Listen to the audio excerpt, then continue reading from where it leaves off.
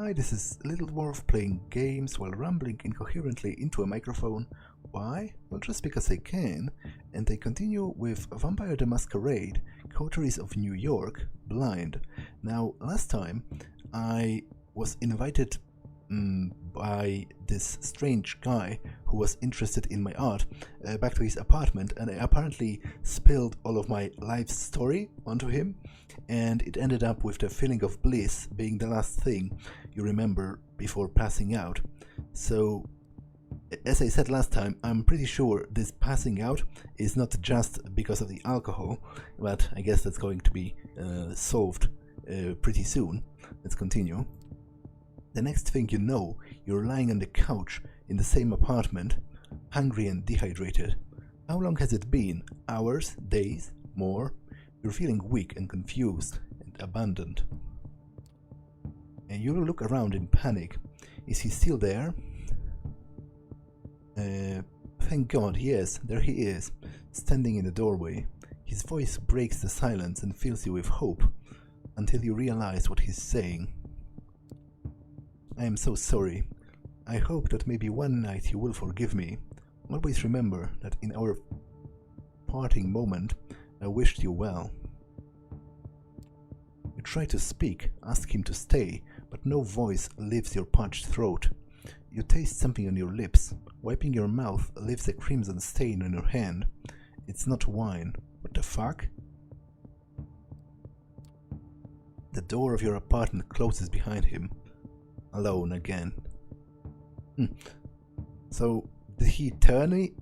Did he turn me and now leaves me? Like, why is he doing that? If he wanted to embrace me, then why does he leave right afterward? And then the pain hits. It's a headache, a lurching in your stomach, a burning in your arms and legs. It's all that you can focus on. A panic takes you. You fall from the sofa and hit a wine glass.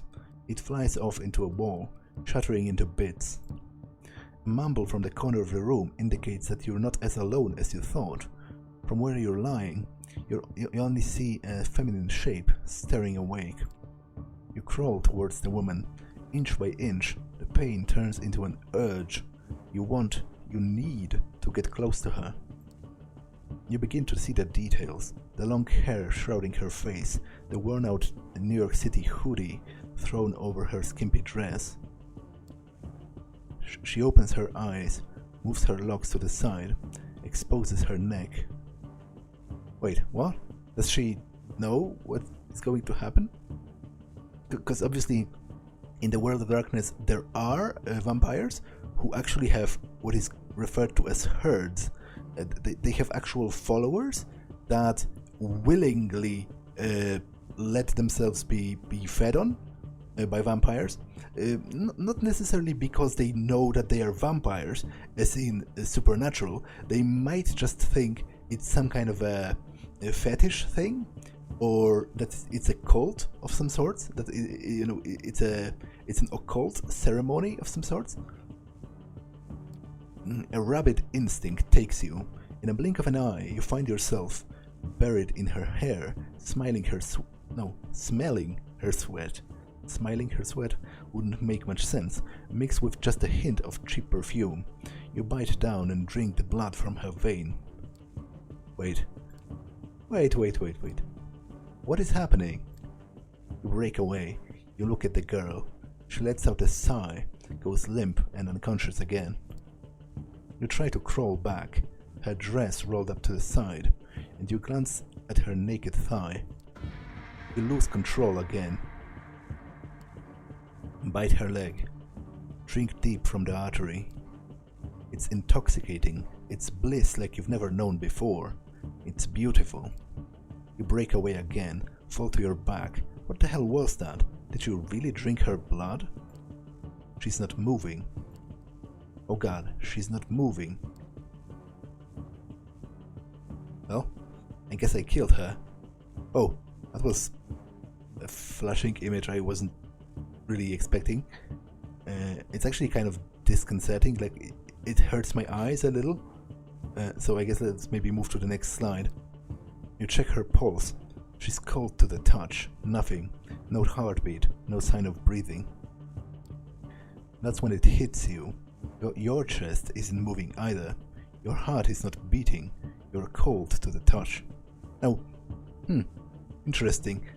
I wonder if a vampire would be cold sort of to its own touch. Like, isn't it... You know, it doesn't have body heat as it is. So I'm not sure if it would perceive itself, himself, herself, whatever, as cold. Because that's just how he is. Like, are vampires even... do they get cold? From what I remember from the rulebook in the tabletop RPG, vampires in the World of Darkness are actually very resistant to temperature changes. They can withstand extreme heat and extreme cold. So I would imagine they probably don't notice that most of the time. You reach for your phone. It's not there. Where did you leave it? Or maybe he took it. Impossible to say. You stumble around the apartment, but find nothing you can use to call for help. You need to get out of here now. You look outside the window. You're high above the streets, there's no balcony, and the building exterior is glass almost all the way down. You would never survive the jump. But maybe that's precisely why you should leave the room this way. You've just killed somebody. Your life is essentially over.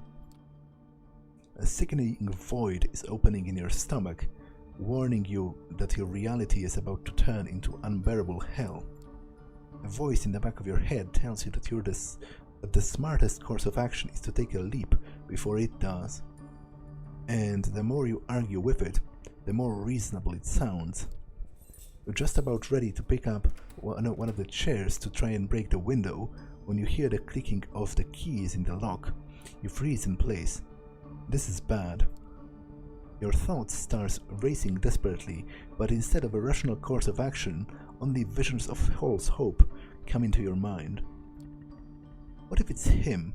What if he has had a change of heart? What if he has sent someone for me?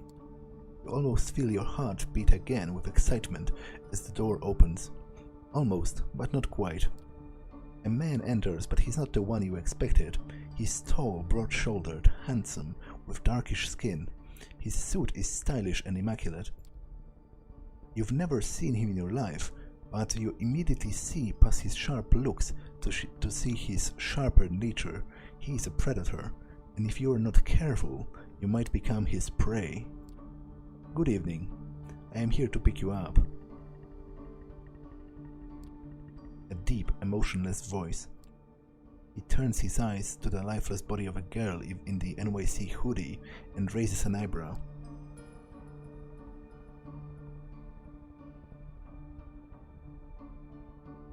Well, I guess the most important thing for now is that I killed her, because trying to deny it is not going to, like, you can't really... Well, I guess I could pretend it wasn't me, right? But it was me. I've literally already internalized the fact that I killed her. So, you know, I could pretend that it was someone else. I think that the question of who he is exactly is perhaps not the most important at this time. But then again, maybe I shouldn't be so eager to what's the word? Confess to murder to the first person I see. I guess, who are you? Who are you? I'm the ferryman, here to take you to the other side. So that's a reference to Harun, right? Or however you read his name in Greek. I'm not quite sure. An English person would have probably said Charon or Charon. Basically, I mean the ferryman of the river Styx, right? Who ferried the people to the underworld when they died. Which, incidentally, he's one of the reasons for the Greek custom of sticking small coins in the mouths or the eye sockets of the dead, because it was believed that those coins would then be used in the afterlife to pay for the passage, basically. He approaches the bed to examine the corpse from up close. Well, this is unfortunate, but preferable to going insane from hunger. Quite a nice gesture, actually, if troublesome. Does he mean it's a nice gesture from my sire? Because I somehow doubt he's referring to the fact that me killing her is a nice gesture. He briefly looks at you with something like pity in his eyes, then changes his expression to a perfectly blank one. Listen, you might perceive your current situation as something out of the ordinary, but I've met hundreds of lost sheep like you. And you see, they tend to fall into two categories. First, there were the smart ones, who carefully obeyed my every word and didn't pull off any stupid stunts. They always got where they needed to go safe and sound. Then there were the dumb ones. Those punks who thought they could take me on. The wise guys who tried to contact somebody secretly and without permission. The troublemakers who tried to run off or make a scene. None of them got to their destination in one piece. In fact, a lot of them never reached their destination at all. The man talks in a bored, professional tone, giving off an impression that he really has delivered this speech countless times by now. So, you see, despite being a smart person, I am a Mets fan. I love baseball, and it inspired me to come up with a 3-strike system to determine if someone is dumb. If you get on my nerves 1 or 2 times, well, I understand.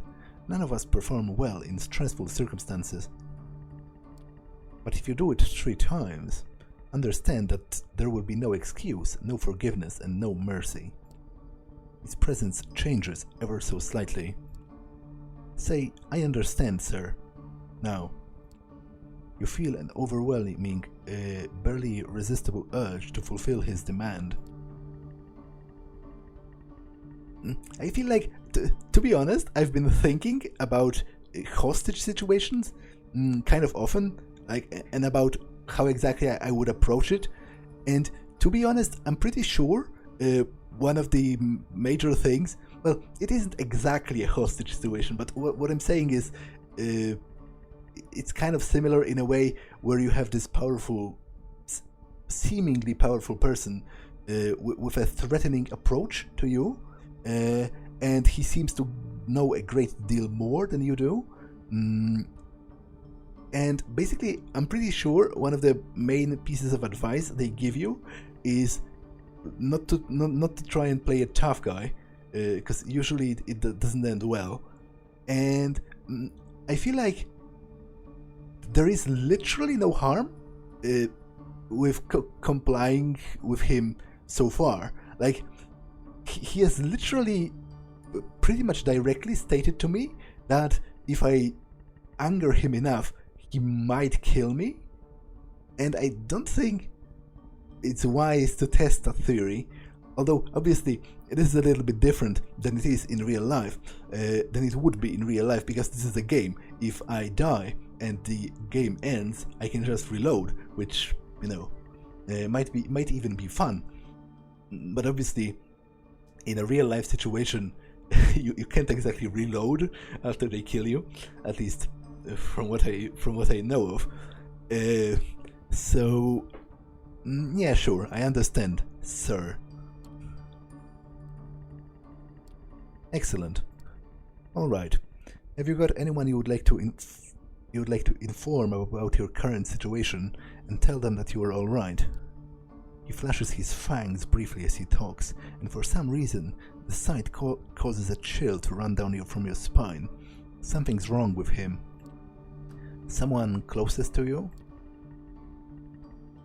Now, this is an interesting, different matter, I guess, because it involves my family getting, well, involved, and I would prefer if they didn't. I feel like they might be used as leverage against me, not to mention they might get hurt.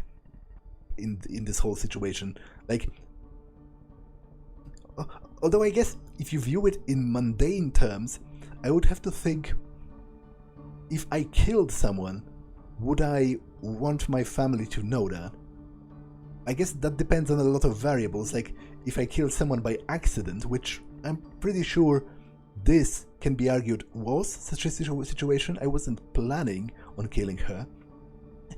Basically, in mundane terms, you might say that I had something akin to a psychotic break, right? Basically, I attacked her out of some weird hunger, and I drank her blood, which does not strike me as something that sane people do, even if you disregard the whole vampire angle for a second. So this is a situation where I killed someone by accident. Now, would I want my family to know that? Like, I guess no, from a sense that I would feel very guilty about it, and I feel like my family would have felt very bad about knowing that I've done something like that. But I would say yes, in a way that I wouldn't actively hide it from them, because it seems even worse. But then again, it's not exactly the same situation, because he's, from what I know and from what it seems, it's not like he's a cop. He clearly knows a lot more than he lets on. So I guess the question is, do I want my family to be involved in whatever kind of situation this is? And I would say no, because it might be dangerous for them. So let's try lying. His name is Eduardo. He's my boyfriend. He lives in Queens. He's a barista, and the stranger's been watching you with wary eyes since the moment you started talking, but only interrupts you at the first moment of visible hesitation. You're 100 years too young to try and fool me, whelp. Even your tells have tells. First strike. Try again. Your first instinct is to protest, but you realize that your thoughts are still too scrambled and panicked to come up with anything coherent. You give up all your planned attempts to provide poor Eduardo with convincing psychological depth. Emma, my sister, she's probably having a night out in Brooklyn with her artist friends. Can I call her now? You take out your phone while asking the question. It was in your pocket all along. It must have been the panic talking before. He shakes his head and points to the hooded corpse next to him. If you want to implicate her, go ahead. I think we'd all be better off if you let me make sure that she only knows what she needs to know. Yeah, agreed. Give me her phone number. I'll have someone get in touch with her. You obliged and hand him the smartphone so he can copy the number from your list of contacts. Thank you. This will be useful in illustrating my next point. Instead of giving you back to your phone, the man hides it in his pocket. From this night onwards, you are subject to different laws than the one you grew up with, and you will be watched by many eyes to ensure that these laws are respected. You are forbidden from letting anyone know that you are still alive. You are forbidden from showing your face to anywhere they know you. If anyone comes to search for you, it's over, for you and them. He interrupts his monotone recitation to stare deep into your eyes. So, if you don't want someone to find your poor sister's body in the Hudson River next week, cooperate. Yeah, that's exactly what I thought is going to happen, basically, if I let him know about the people that are close to me. But I guess I did try to fool him. It just didn't work, so it's not like I had much of a choice in the end. The sight of his fangs again, and other physical fight or flight response. You've played right into his hands, putting M in danger. That I did, but as I said, it does not seem that I had any choice in the matter in the end. I can only hope that you care for her enough not to do anything selfish. By now, you're absolutely sure he's just toying with you, provoking you just to feed on your reactions. He hasn't told you where you are going yet, but he's already made it abundantly clear that a lot of people struggled hard to avoid to avoid getting there. You'd be far more eager to cooperate if he had never raised the subject, but he made it a point to make you fear the unknown. He's pushing you, but to what end? Does he want to intimidate you into complete submission? Is he hoping you'd give him an excuse to get rid of you? Or maybe he's testing you, forcing you to show what you are made of. Somehow he makes all of these options seem plausible at once. Alright, I think that's enough lectures for today. He takes a glance at the silver watch. It's Patek Philippe, the kind of brand mere mortals never see outside of luxury lifestyle magazines. Just who are you dealing with here? Mere mortals never see it. That's probably why he's not a mortal, I assume. Well, to be honest, I don't even assume that. I've literally seen his fangs. It's past 3 AM now. The sun will come up in just a few hours, so we don't have much time. Come, we need to leave so that the corpse can be taken care of. He turns his back to unlock the door.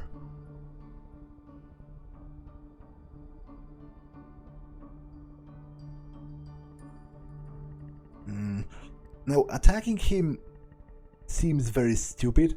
It seems to me I have exactly zero chance of this working. I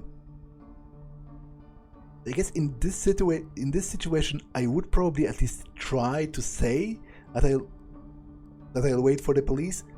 But again, I don't think he's going to have it.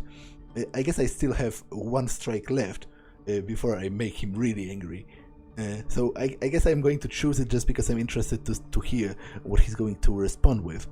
I'll wait for the police. I'll stay here, wait for the police to arrive. The stranger's sigh betrays both fatigue and annoyance. His back is still turned against you, but you notice him rolling his eyes. No, you won't. This is bigger than you. Among other things, I've been sent to ensure nobody will be found in this room tonight. If you interfere with my mission, I won't hesitate to make sure you meet an even grislier end than she did. It's clear that he's not joking. After a short pause, he adds one more remark. And besides, if you really think entrusting your fate to the NYPD is a good idea, I am not convinced you should trust what your preservation instincts are telling you. Okay, well, let's go. As I said, attacking him seems like a bad idea. Just from the first glance, it's pretty evident that he's much more in control than I am. So even though I didn't see him wielding any kind of visible weapon, it still seems fair to assume that I would have no actual chance of winning a fight against him. And in fact, he must know it because he has knowingly turned his back to me. So I guess let's head out. Okay. You obediently follow him out of the room. Before he locks it again, you manage to take a final glimpse of the corpse. You feel a pang of conscience, but not because of your victim's horrible fate. It's because you don't feel guilty. It's because you don't feel guilty, even though you know you should. To be honest, I've been I felt something akin to this a couple of times in my life, where I felt guilty about not feeling guilty about something. Like I felt that I should, I felt that I should feel bad, and I didn't, which in turn made me feel bad because I thought I must be a bad person because I didn't care enough to feel bad in the first place. Which is kind of interesting. Something important inside you that was still there yesterday has definitely died tonight. You wonder if you would even recognize yourself in the mirror. The stranger shows you to the elevator. You go to the ground floor. During an awkward ride, your dazed and confused mind desperately tries to search for a glimmer of hope and eventually comes across one. Maybe you'll find the man you met earlier this night.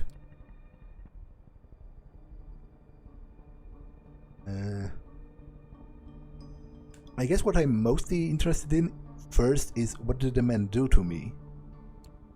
Why did that man target me? What was their motive? That's what I'd like to know. As of yet, he is unidentified.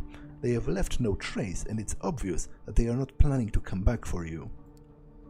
If, and that is a big if, you ever see them again, it will be tomorrow, and probably for the last time. For the last time? What do you mean, for the last time? His face is inscrutable. I said what I said. All that I can add for now is that tomorrow is a big night for you. The elevator door opens to an empty hall. You walk outside, past the midnight guard's post, which is empty. The cold night air reminds you of the balcony just a few hours ago. The man motions to a black Cadillac Escalade. Take a seat in the back, please. You get inside. The man closes the car door behind you. You hear a click as it locks. The Cadillac is almost entirely dark. The side windows seem lightproof. Of course they would be. The man gets into the driver's seat, starts the engine, and drives away without comment. Where are we going? Where are you taking me? A safe place. Forgive me, I'm not in a talkative mood. This won't be a long drive. Patience. Dead silence fills the car. Close your eyelids and sink back into your thoughts. A blurry afterimage of the man who bought your painting is still there. It's strange. You never felt this way about anybody. It makes you happy, even though you have the nagging thought that there is something fundamentally abusive about this attraction, which in fact is kind of exactly like it's kind of exactly how the sire-child relationship works in Vampire, sire being the vampire that has turned you and you being his child, because it creates a blood bond that in a way is fundamentally abusive, because it makes you like fascinated with your sire, and it makes you naturally susceptible to the suggestions of your sire. So many vampires kind of simultaneously hate and kind of love their sires, at least at first, because I'm pretty sure it wears off after some time, but I'm not sure about the details. But then the girl's hair spilled over the purple hoodie, and her blood spilled over the cold floor come into sharp focus. You wince. You want to cry, but it is as if there's no more tears left in you. After what feels like an eternity, the car comes to a stop. You get out into the underground parking lot. It's an ugly concrete grey thing, empty but for the car you came in. It looks like there's a room beyond metal door in the wall. Guess you'll live to see another night. Follow me. He opens the metal door and lets you inside. Here we are. These are your lodgings for tonight. If you get hungry again, take a look in the fridge. Tomorrow I will come pick you up. Cramped room has no windows, just a simple bed, a single light bulb hanging from the ceiling, a small humming fridge, and a rattling AC fan in the wall. It has all the coziness of a solitary prison cell. You notice claw marks on the inner side of the entrance door.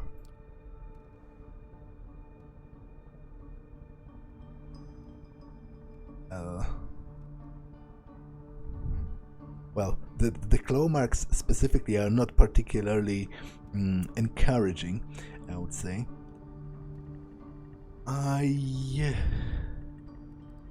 I'm not sure. I'm pretty sure none of those are going to work, but sure, let's try with I need medical help. I can't feel myself breathing. I can't sense my heartbeat. I need to go to a hospital, man. You're going to be fine. Listen, normally I'd lose my nerve right about now and things would get nasty, but I get it. You're scared. You don't understand what happened. Trust me, you will learn more tomorrow, but now I need you to rest, and I need No, wait. What? But now I need you to rest, and you... Oh, and you need you to rest. Okay. Okay. He gestures inside the room. Finding no more willpower to resist, you step inside. The stranger nods contently. Good night.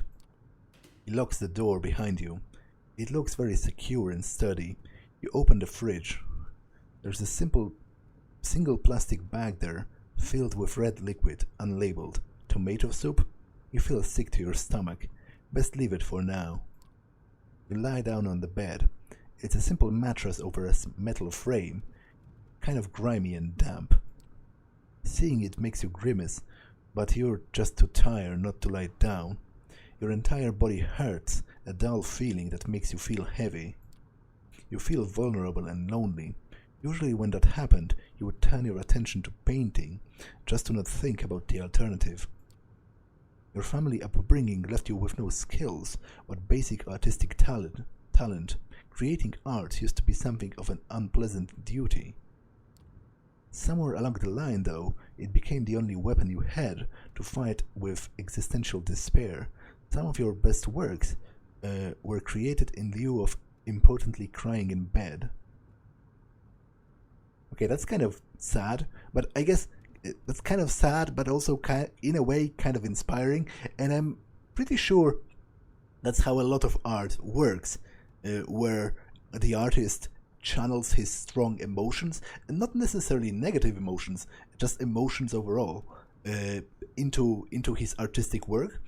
And in a way, as I said, it's both sad but also kind of inspiring, because it means the fact that the protagonist supposedly has felt miserable for a really long time, but is still here because his art helped him to get through it, because he channeled his feeling into the art and thereby also created something that he thought was valuable and important to him.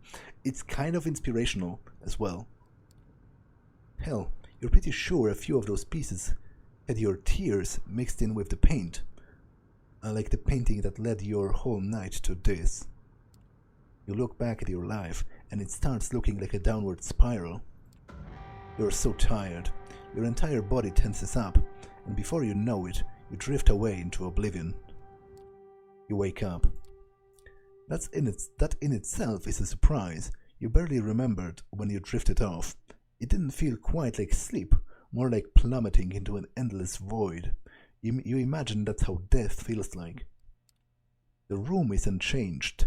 The lamp is still on. The AC is still rattling. The refrigerator is still humming. You take a look at your watch. It's almost 9 p.m. You have slept for 17 hours straight. Maybe you died. Your breath is gone, and you feel no thumping in your chest. Does that qualify as dead if you are still conscious? You're not sure about that, but you are certain about one thing. You are hungry. It's not your stomach rumbling, though. It's a need that starts somewhere in your abdomen and spreads to your chest, throat, and the back of the head. You open the fridge. The bag is still there. You take a closer look at it. If it is soup, then the color and the texture are off. You pull the cork out and take a whiff. You recognize the smell immediately. Holy shit. There's no mistaking it. It's bagged blood. The smell is faint, but you remember some of the situations in the past where you found it nauseating, but now it's almost... No, not almost. It is enticing. Oh,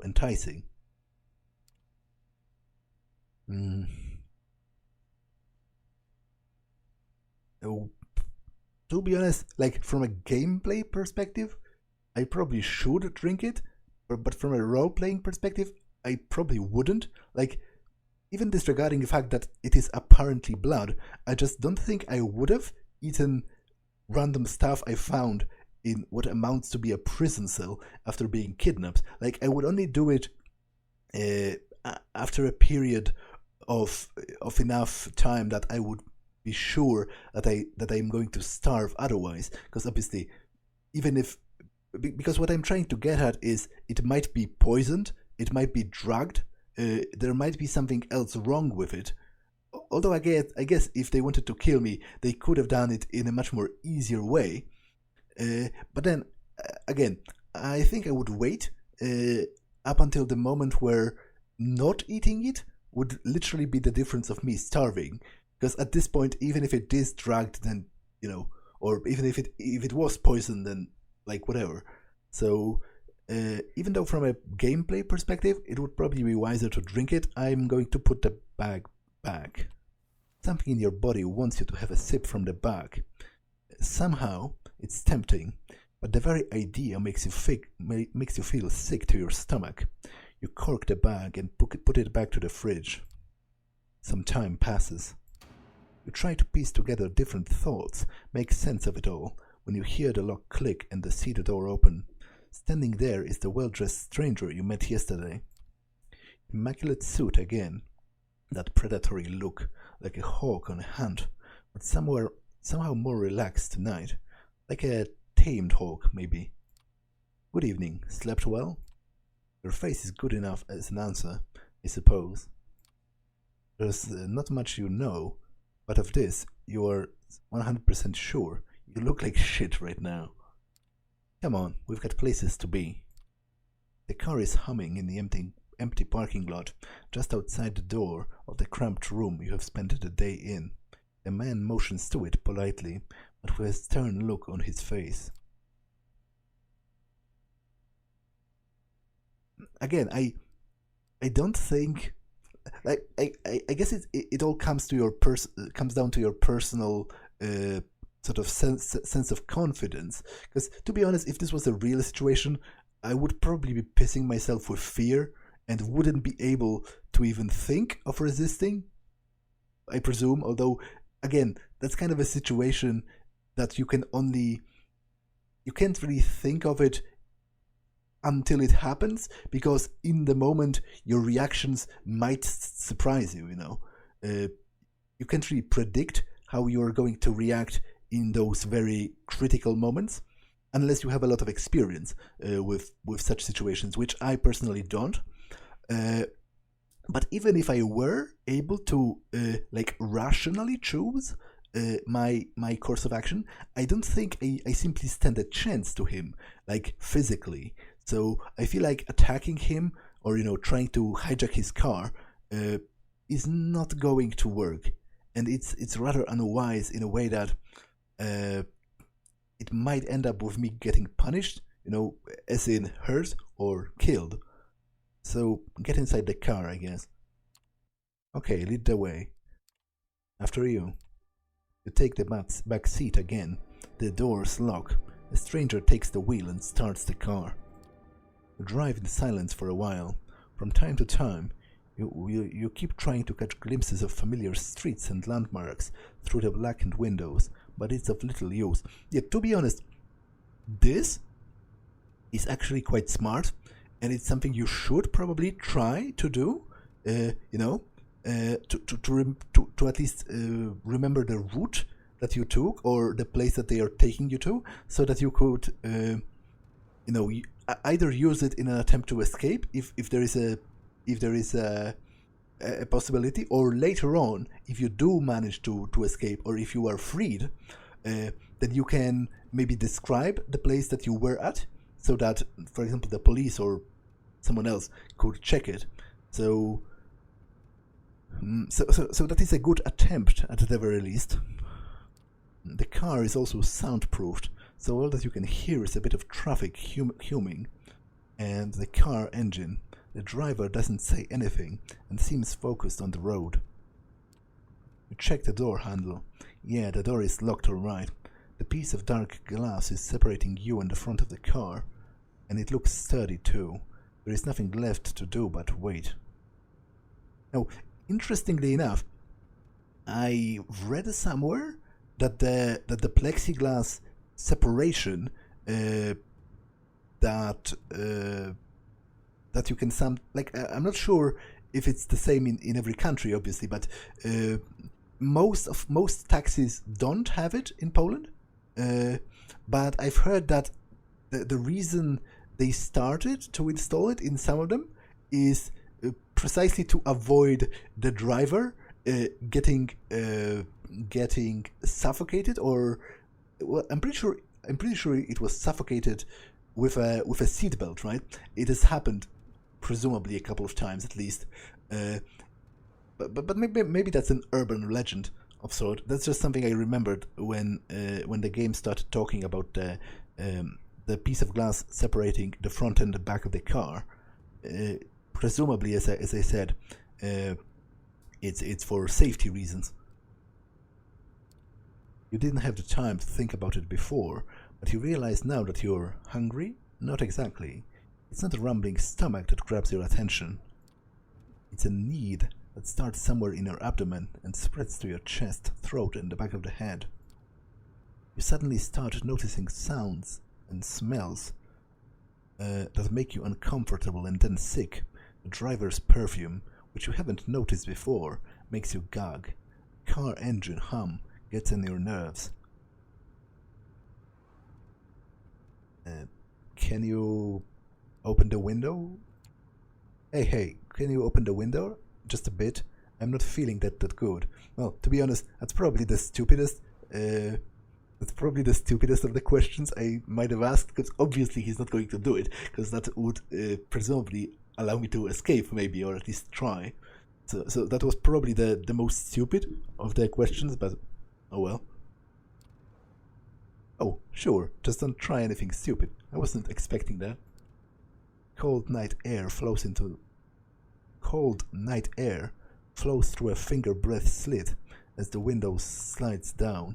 You focus on its qualities and find the chilly, fume-soaked breeze oddly relaxing. It takes your thoughts off the hunger. Oh, I guess he didn't open, like he opened it literally, just enough to let some air through, which, again, I get it from his point of view. It takes you another 20 minutes or so to get to your destination. As the door opens, you try to get your bearings. You're still in New York, that much is certain. Queens, maybe? Wait, you know exactly where you are. The nice-looking two-story building has a logo that you immediately recognize. The Art Hall, an avant-garde gallery, used to hold a collection of bagged viscera and body parts by, you can't quite remember the guy's name. He's Brazilian, you think. Fabio something or other? Collection of bagged viscera and body parts. That's kind of disturbing, but also kind of fascinating. Like, there was this exhibit of actual body parts. I think it was called something like The Human Experience or something.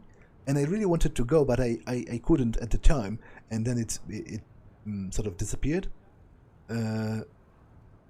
Because I'm actually pretty interested in anatomy. Like, I find I'm sometimes watching dissections on YouTube, or like, medical guides or like procedures, and I find it quite fascinating, even if a little disturbing. So after me. No sudden movements, please. You've never been inside, not quite your style, but the place has quite a cult following. You keep racking your brain for more facts, hoping that they will help you with whatever you got into. Two large men in suits flank the door to the gallery on both sides, and they give your companion a nod as you approach. Prompted by the stranger who guides you, you walk inside. The gallery is full, which is unusual at this hour, to say the least. Okay, you know what? I feel like this is another decent place to end it, because I don't want to pause in the middle of a meeting. So yeah, that's all for this one, and I will see you in the next one. Bye!